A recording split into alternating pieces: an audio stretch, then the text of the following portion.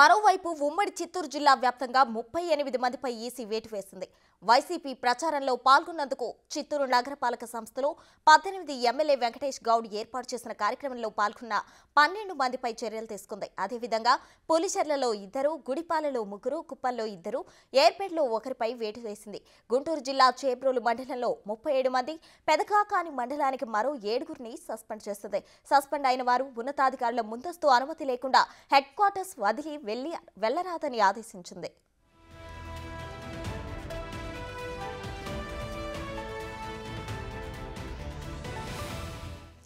Overall గా ఈ ఇష్యూకు సంబంధించి మరింత సమాచారం మా ప్రతినిధి దామోదర్ అందించడానికి సిద్ధంగా ఉన్నారు.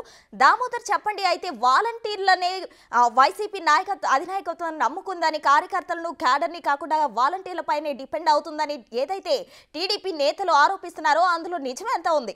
నిజంగా వాలంటీర్లనే వైసీపీ ప్రభుత్వం నమ్ముకుందా? వారిపై సస్పెన్షన్ వేటు ఈసీ వేస్తున్నట్లు తెలుస్తుంది.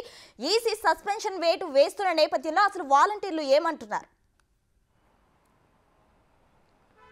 ప్రస్తుత మెజార్టీ శాతం ఎవరైతే వాలంటీర్లు ఉన్నారో వారంతా వైకాపా కార్యకర్తలు అనేది బహిరంగ రహస్యము. వీరంతా గతంలో ఏదైతే వైకాపా ప్రభుత్వం అధికారంలోకి వచ్చిన వెంటనే వాలంటీర్లుగా తీసుకున్న వారిని కూడా పార్టీకి అనుబంధంగా ఉన్న వారిని మాత్రమే వాలంటీర్లుగా తీసుకున్నారు. దీంతో ఈ నేపథ్యంలోనే వారు పార్టీకి అనుకూలంగా పనిచేస్తున్న పరిస్థితి.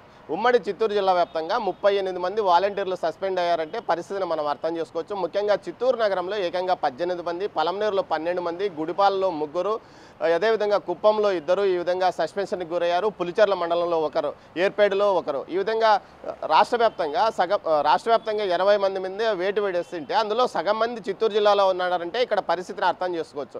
ముఖ్యంగా వైకాపా పార్టీ శ్రేణులకు అనుబంధంగానే వీరు పనిచేస్తున్నారు అన్నది జగమెగిరిన సత్యము. దీంతోపాటు టీడీపీ కొంత యాక్టివ్గా ఉన్న చోట ఎక్కడైతే వాలంటీర్లు ప్రచార కార్యక్రమాల్లో కానీ పార్టీ ఏదైతే వైకాపాకు అనుకూలంగా పనిచేస్తున్నారో విషయాన్ని ఆధారాలతో సహా ఈసీకి సబ్మిట్ చేస్తుండడంతో అక్కడికక్కడ వేటు పడుతున్న పరిస్థితి. మొత్తం మీద అయితే ఇప్పటికీ తిరుపతి నగరంలో వాలంటీర్లను సెల్ ఫోన్లు ఏదైతే నోటిఫికేషన్ వచ్చినా ముందు రోజే సెల్ ఫోన్ హ్యాండ్ ఓవర్ చేయమంటూ అధికారులు ఆదేశాలు జారీ చేసినప్పటికీ ఇప్పటికీ సెల్ ఫోన్లను వాలంటీర్లు అధికారులకు సబ్మిట్ చేయలేదు. ఈ విధంగా మొత్తం జిల్లా వ్యాప్తంగా ఇదే పరిస్థితి కొనసాగుతుంది. ముఖ్యంగా 2 నగరపాలక సంస్థ తిరుపతిలో కానీ అటు ఏదైతే చిత్తూరులో కానీ నగరపాలక సంస్థలో పనిచేస్తున్న వాలంటీర్లు ఇదే పరిస్థితి కొనసాగుతుంది. మరోవైపు పెద్ద ఎత్తున లోపాయికారిగా వాలంటీర్లు ప్రచారాన్ని కొనసాగిస్తున్నారు. ముఖ్యంగా 50 ఇళ్లకు ఒక వాలంటీర్ ఉండడం వల్ల ప్రతి ఓటు ఎవరు వేస్తున్నారన్న విషయాన్ని కూడా వాలంటీర్లకు తెలిసిపోయే అవకాశం ఉంది. దీంతో స్థానిక నాయకత్వాన్ని కొంత దూరం పెట్టి వాలంటీర్ల ద్వారా ఎన్నికలు